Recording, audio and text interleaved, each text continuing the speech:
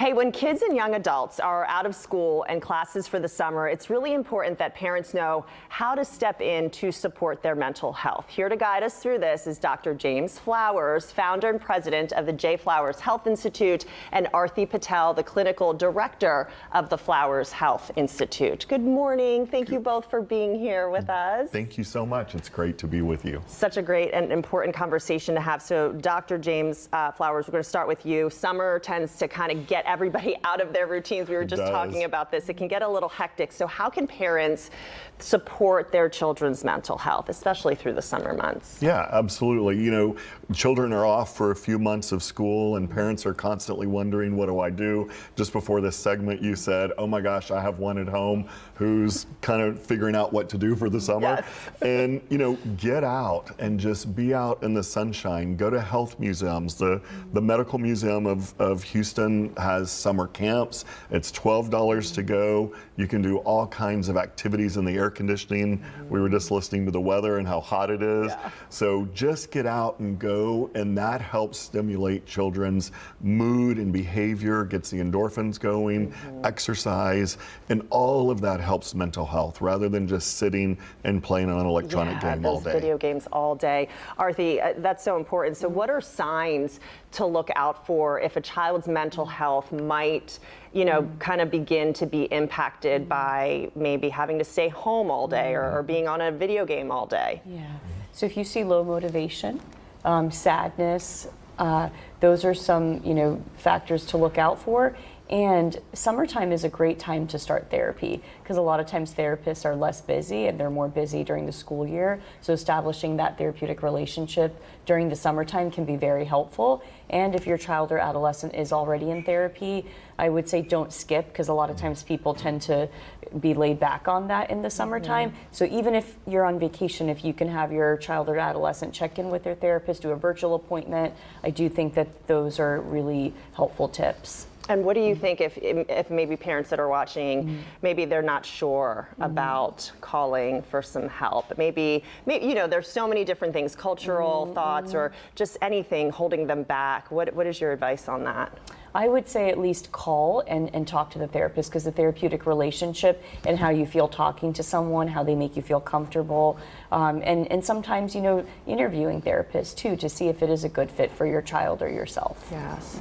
Dr. Flowers, what are some healthy habits would you say that maybe parents can try to start with their kids? Is it about communication? Is it about, you know, staying busy? We did talk about being bored too, which is healthy for them. Which is okay to be bored, right? Right. It is okay to be bored as long as you're not bored all day, 24 hours a day, right? What we want to do is keep a routine. Number one, keep the routine going. Just because our children are not in school doesn't mean we should get out of routine. So come up with a new routine every day. Come up with, as you said, communication. Always number one. Just talk and ask your kiddos how they're feeling. Yeah. What's your day like? How was your day? What did you do today while I was at work if both parents are working? And what do you guys want to do this weekend, right? Yeah. And how about let's watch a Netflix movie or pick something on TV, bake some or cook some popcorn. Just do things together, right? Being together through the summer, doing some activities, going to the park early in the morning before the heat, things like that. What if they're, you know, they're saying, Mom, Dad, don't ask me all these questions, because that's what I tend to get when I go home. You know, I have all these questions because I want to know, I'm interested. Yeah. So what do you say to that? I think it's still important to ask, right? Being curious as a parent.